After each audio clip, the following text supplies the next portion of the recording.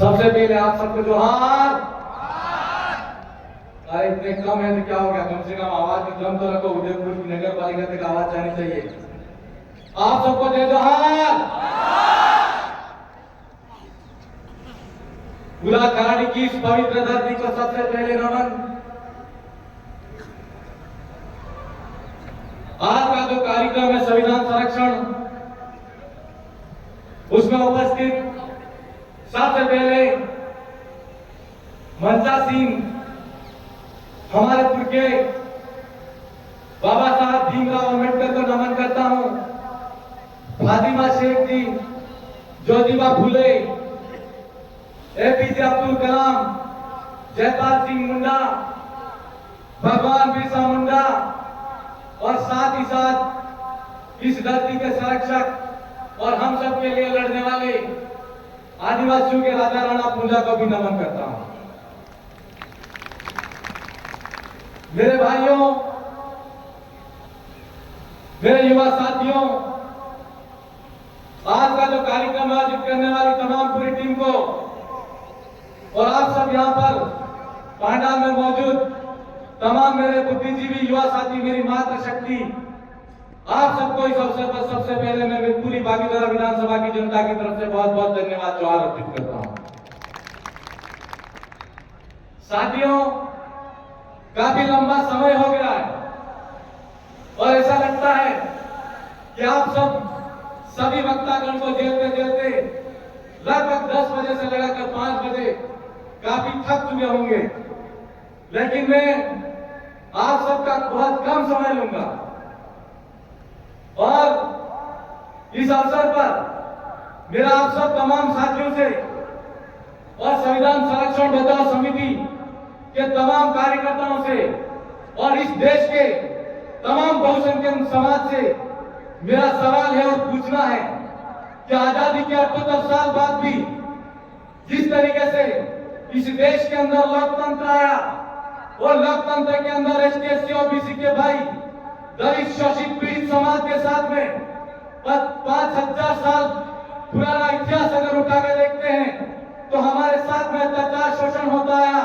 उस अत्याचार शोषण से मुक्ति मिलेगी, लेकिन 78 साल बाद भी ना तो इस देश की सरकारों के अंदर एसटी, एससी, ओबीसी बहुसंख्यक समाज के साथ में अत्याचार शोषण हुआ, उससे मुक्ति मिली और ना ही इसका समाधान हुआ।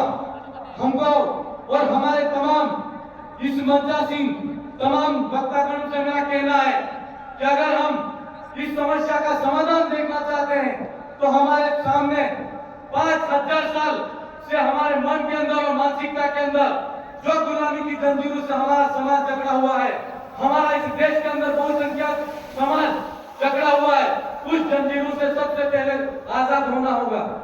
मैं इस मौके पर यह कहना चाहता हूं कि 5000 साल पहले इस देश के अंदर वर्ण व्यवस्था के माध्यम से इस समाज को गुलाम बनाया गया।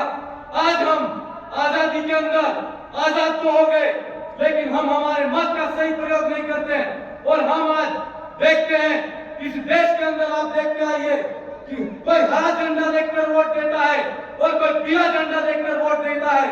मैं इस तमाम बहुसंख्यक समाज से कहना चाहता हूं कि इस देश के अंदर लोकतंत्र को अगर बचाना है और संविधान को अगर बचाना है तो इस नीले झंडे को देखकर हमको वोट देना होगा। मेरे भाई, आज हम देखते हैं कि एक युवा साथी सड़क पर लड़ाई लड़ता है और हमारे बहुसंख्यक समाज का हमारे हक अधिकार की बात आती है, चाहे वो एससी के हक अधिकार की बात हो या ओबीसी के हक अधिकार की बात हो या एसटी के हक अधिकार की बात हो। जिस किसी भाई को अगर संसद के अंदर भेजा जाता है, जिस किसी भाई को विधानसभा के अंदर भेजा जाता है, अगर वो वहां पर हमारे हक अधिकार की बात करता है तो अगली बार जब कभी वो समुदाय उस समाज के सामने वोट मांगने जाता है तो हमारा समाज उसको पूछता है कि तूने विकास क्या किया। मैं आप सबसे कहना चाहता हूं कि 5000 साल से हमारे समाज के साथ में बहुसंख्यक समाज के साथ में अत्याचार शोषण होता आया। हमको लोकतंत्र के अंदर मत देकर, हमारा व्यक्ति को प्रतिनिधित्व देकर हमारी बात को बुलंद तरीके से कैसे उठाए, उसके लिए हमारे विधायक को बनाने का अधिकार मिला, हमारे सांसद बनाने का अधिकार मिला, लेकिन बदले में आज हम क्या कर रहे हैं हमको सोचना है। इस देश के अंदर आप देख लो कि वर्तमान के अंदर शिक्षा व्यवस्था है कैसी है, प्राइवेटाइजेशन हो गया। आज अस्पताल के अंदर देख लीजिए, सरकारी अस्पतालों का हालत खराब है।